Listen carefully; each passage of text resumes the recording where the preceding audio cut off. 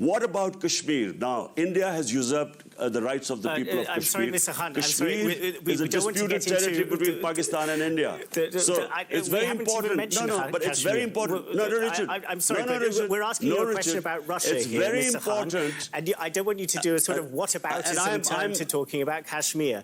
I would just like to ask one further question about your visit to Russia before we move on. Richard. I want to ask you this question. I first want to move on and talk about Kashmir. No, I'm sorry, Mr. Khan. I'm the person who asks questions in this interview. They matter to us. So what about us? Yeah.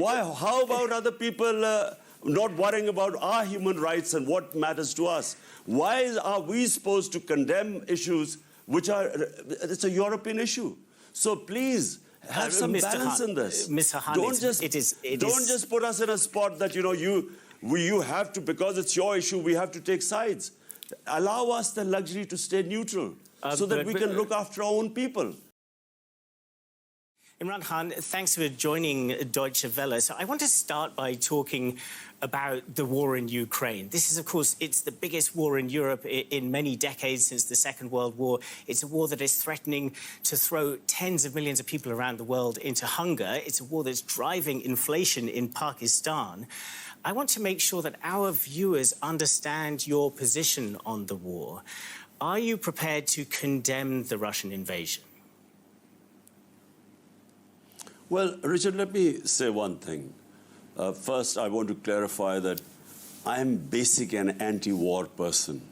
I do not believe that military solutions exist in this world, because when you try and solve one problem with a military operation, you actually end up creating a lot of other problems, as is the case with the Ukraine war, as was the case with Iraq war, in Afghanistan for 20 years.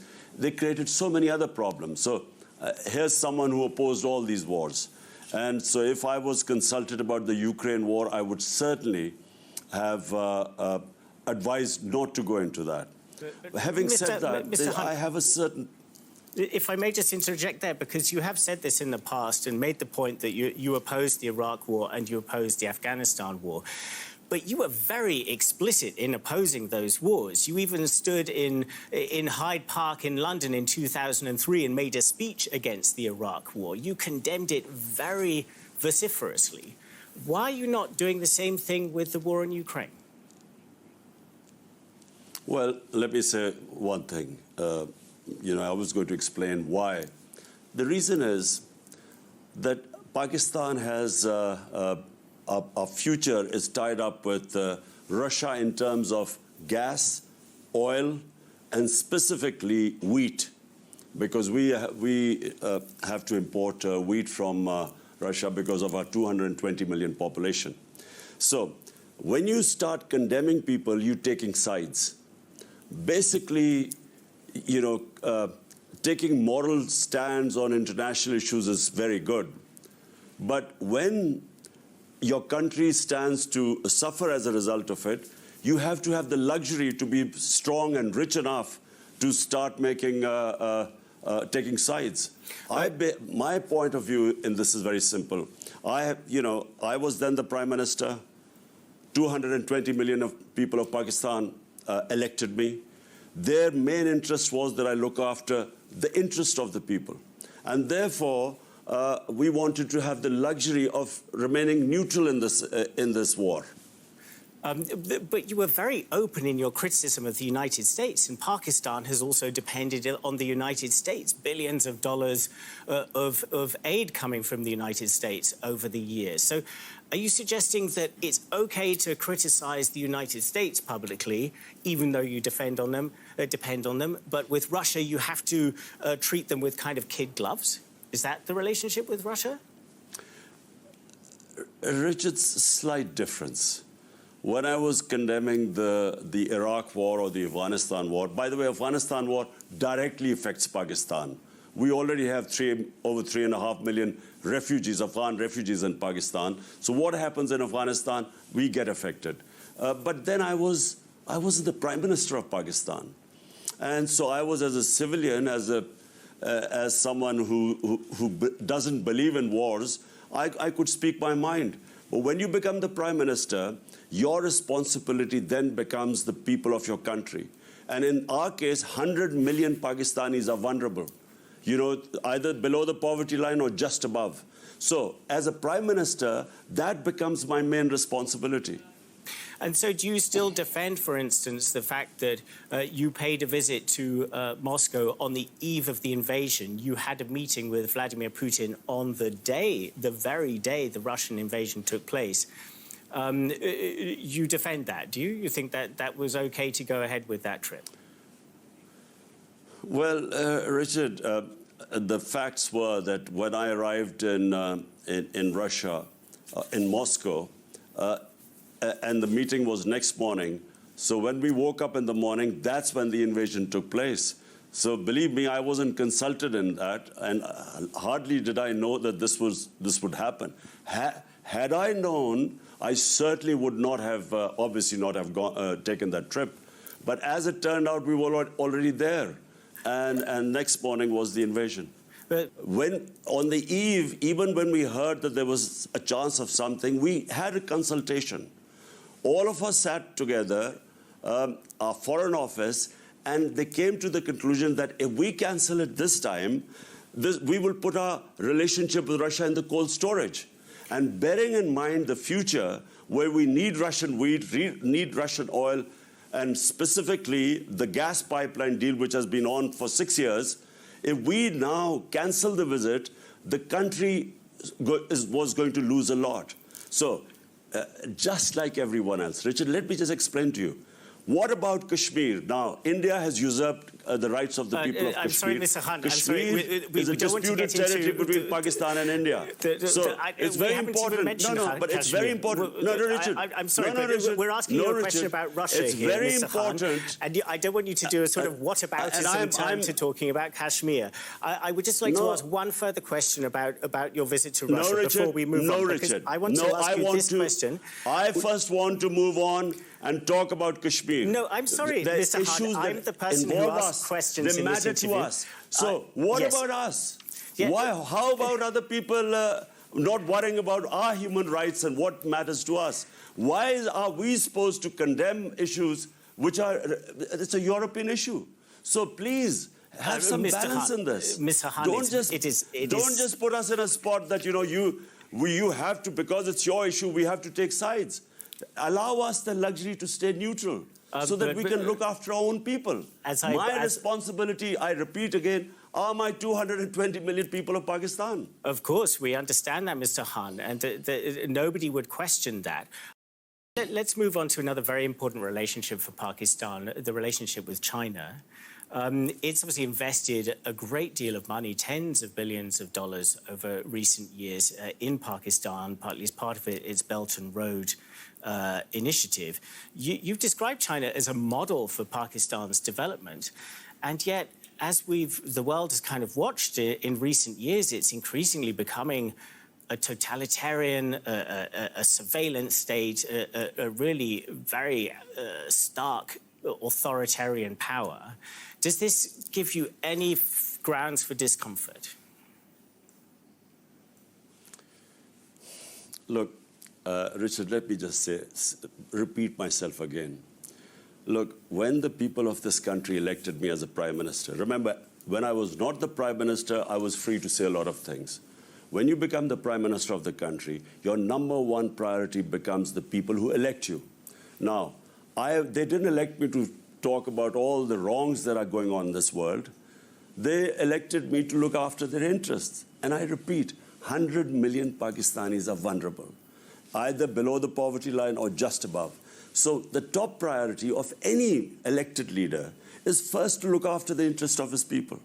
And so China, we have had a long relationship with them. China has invested in Pakistan. Our main interest is that the sort of development that China has done is much more likely to suit us than, for instance, the Western countries, which have developed long time ago. China developed in the last 30 years. It's a model that we could learn from. So when I praise China, I talk about the development model. But are you not concerned with this degree of investment that's coming in from China about the amount of kind of control that China is going to start building up over Pakistan in the long run? All of these very important connections coming down from Xinjiang, for instance, and down towards the ocean. Are you not concerned that you're building up, you just described a dependency for things like wheat and gas on Russia, that there's a dependency building up here that could be risky? Look, Richard, China so far, I mean, from the Pakistan experience, they have a very light touch. I mean, when 3.5 years of my government, I mean, we never felt any pressure from Chinese to do this or that, or there was, you know, I mean, we never felt, and by the way, throughout our relationship with China, China has never pushed its way around in this country to tell us to either do this or that, or, you know, force their own views on us. It's never happened in Pakistan. So, But Pakistan and China have a long relationship. Mr. Han, isn't that happening indirectly, Mr. Han, through the fact that you have evidently said in the past that you do not evidently feel free to criticize China about what is happening in Xinjiang, which neighbors Pakistan? That you evidently have the same phenomenon as with Russia, in that you feel that, you know, Pakistan, by building these relationships with these great authoritarian powers, no longer has the ability to stand up for instance, an oppressed Muslim minority in Xinjiang. But you know, Richard, look, this is where my problem was, I mean, where I got a little worked up. Look, there are issues that bother us, Pakistan. Number one issue is Kashmir. It's a dispute. Kashmir is a dispute between Pakistan and India, recognized by the world community in 1948 by the UN Security Council resolutions. Now, 100,000 people have died in Kashmir in the last 30 years. The UN human rights reports on Kashmir are published about all the atrocities that are going on. How come no one even admonishes India, I'm talking about the Western countries, why don't they even at least tell them that we will, if you don't fix the human rights, we sanction you or something? They don't even take a stand against the violence going on in Kashmir right now, documented by the United Nations human rights reports.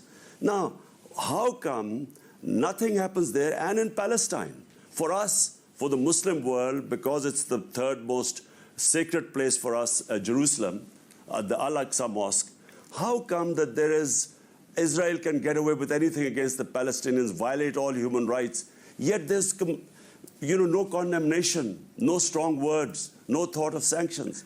Yet when it concerns the European powers, then we are supposed to take stands.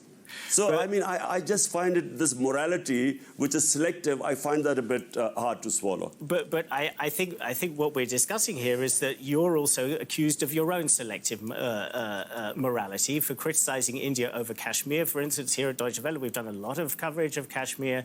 We've also done a lot of coverage of the Western powers' unwillingness to criticize India too openly for geopolitical reasons. We covered that a lot. But I'm asking you about Xinjiang. I'm asking you to explain, do you have your own double standards when it comes to the matter of Xinjiang, and also when it comes to the war in Ukraine, that you are simply evidently not willing to criticize either openly? Richard, I'm not talking, you're a television station. You are free to criticize anyone. But your governments, how have they taken a stand on Kashmir, on what's going on there? In 2019, on 5th August, India violated international laws by taking away the statehood of Kashmir that was guaranteed to them in 1948. Now, was there any response? I spoke to the heads of states. I spoke to Angela Merkel. I spoke to Boris Johnson about this, what was going on in Kashmir. No response, because India is an ally. Now, the problem is not with DW, because you are a television station, you can do anything, but have your governments taken a stand? My point is that why are we, remember as a prime minister, not as an ordinary citizen, when I spoke against Iraq war and against Afghanistan invasion, I was a Pakistani citizen. When you become the prime minister, you then have to select that whatever I say, what consequences will my people face? And your priority must be the people of your country. Which is the case with every country. Let me pick up on that directly, Mr. Khan. Let me pick up on that directly, Mr. Khan, because in the immediate aftermath of your term in office, you were removed from office in April. You have been making accusations against the United States very publicly, claiming a conspiracy, your word, to remove you. The United States denies this. This is an accusation you've been very public with. Do you stand by this claim that there was an American-led conspiracy to remove you from office? Well, Richard, let me at the outset explain that anyone would want to have a great relationship with the US. It's a superpower. And Pakistan particularly, because we have a large amount of exports which we send to the US. And secondly, there's the most powerful Pakistani community is the Pakistani-American community. And I had perfectly good relationship with the Trump administration. Now, I'll just give you the facts. These facts were read out in our cabinet. They were presented in front of our National Security Council, which then said that there was interference by the US, and they actually demarched the US in Pakistan and in Washington. And the Supreme Court Chief Justice, the president of our country, has sent that cipher, which was where I based my allegations on, has been sent to the Chief Justice to hold an inquiry. Now, I'll tell you what happened.